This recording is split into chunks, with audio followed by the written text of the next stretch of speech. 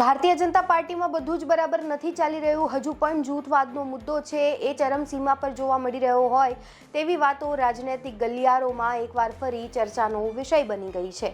મહત્વનું છે કે જ્યારથી પ્રદેશ અધ્યક્ષ જગદીશભાઈ વિશ્વકર્મા બન્યા છે ત્યારબાદ તેઓ સતત પ્રવાસ ખેડી રહ્યા છે, કાર્યક્રમો કરી રહ્યા છે, સ્નેહ મિલન કાર્યક્રમ કરવામાં આવી રહ્યા છે. પરંતુ આ બધાની વચ્ચે હજુ પણ કેટલાક નેતાઓ અને કાર્યકર્તાઓમાં નારાજગી છે એ એમની એમ જ બનેલી હોય તેવું પ્રતીત થઈ રહ્યું છે.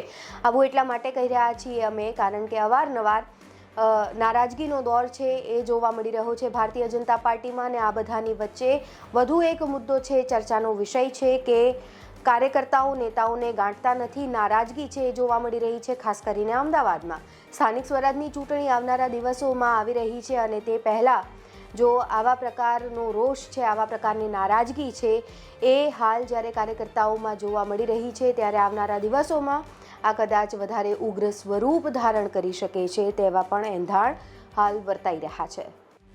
ભાજપ શિસ્તબદ્ધ પાર્ટી કહેવાતી હોવાના ઉદાહરણો ભાજપના નેતાઓ તેમના કાર્યકર્તાઓને આપતા હોય છે, પરંતુ ભાજપના કેટલાક નેતાઓ અને કાર્યકર્તાઓ શિસ્તતા ભૂલી પ્રોટોકોલ જાળવવાનું ભૂલી જાય છે. અમદાવાદના કેટલાક હોદ્દેદારો શહેર ભાજપના પ્રમુખનું જ સાંભળતા ન હોવા અંગેની ચર્ચા જાગી છે. પ્રમુખની સૂચના કે તેમના આદેશને કાર્યકરો તેમજ હોદ્દેદારો ઘોડીને પી જતા હોય છે. જો કે શહેર પ્રમુખ પણ અનેક વાદ વિવાદો થતા હોવા છતાં પણ તેમની સામે ઢીલી નીતિ અપનાવતા હોવાથી હોદ્દેદારો હવે તેમને ગણકારતા નથી.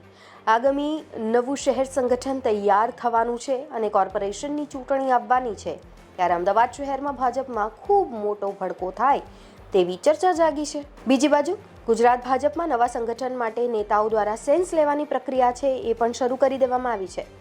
ત્યારે અમદાવાદ શહેરમાં ધારાસભ્યો અને સાંસદ સભ્યોને સેન્સ પ્રક્રિયામાં પૂર્વ પ્રમુખ અને કેટલાક ચાલુ હોદ્દેદારોના નામો શહેર સંગઠનના હોદ્દેદારો તરીકે આપવામાં આવ્યા છે.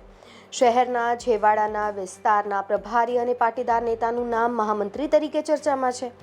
એક સાંસદે પોતાના લોકસભા વિસ્તારમાં આવેલા વોર્ડના પૂર્વ પ્રમુખનું નામ આપ્યું હોવાની ચર્ચા છે. શહેર સંગઠનમાં પૂર્વ વિસ્તારના પૂર્વ કોર્પોરેટર્સ, પૂર્વ પ્રમુખ અને પૂર્વ હોદ્દેદારોના નામ પણ ચર્ચામાં છે. અમદાવાદ શહેર મહામંત્રીમાં પાટીદાર, બ્રાહ્મણ અને એક ઓબીસી મૂકવામાં આવે તેવી પણ ચર્ચા છે, જેની વચ્ચે હાલ ધારાસભ્યો અને સંસદ સભ્યો પાસેથી નામ લેવામાં આવ્યા છે, જેમાં શહેર સંગઠનમાં ઉપરથી નામ ફાઇનલ થાય તેવી પૂરેપૂરી શક્યતા વર્તાઈ રહી છે. સ્થાનિક સ્વરાજની ચૂંટણીમાં આ વખતે ગુજરાતના રાજકારણ માટે પણ અનેક મોટા સમાચાર આવી શકે છે કારણ કે જાન્યુઆરી-ફેબ્રુઆરી દરમિયાન ચૂંટણી યોજાશે અને આ વખતે નવી મહાનગરપાલિકાઓ સહિત જૂની મહાનગરપાલિકાઓ એમ કુલ 17 મહાનગરપાલિકાની ચૂંટણી યોજાશે, જેના કારણે સૌનું ધ્યાન તેની ઉપર છે. ઓબીસીની 27% અનામત પછી આ સૌથી મોટી ચૂંટણી હશે. જો કે તે પહેલાં ઈડબ્લ્યુએસને 10% અનામત સ્થાનિક સ્વરાજની ચૂંટણીમાં પણ મળવી જોઈએ તેવી માંગણી શરૂ થઈ હતી. આ રિપોર્ટમાં બસ આટલું જ. ગુજરાતના તમામ મહત્વના સમાચાર જોવા માટે અને જાણવા માટે આપ જોડાયેલા રહો ગુજરાત તક સાથે. નમસ્કાર.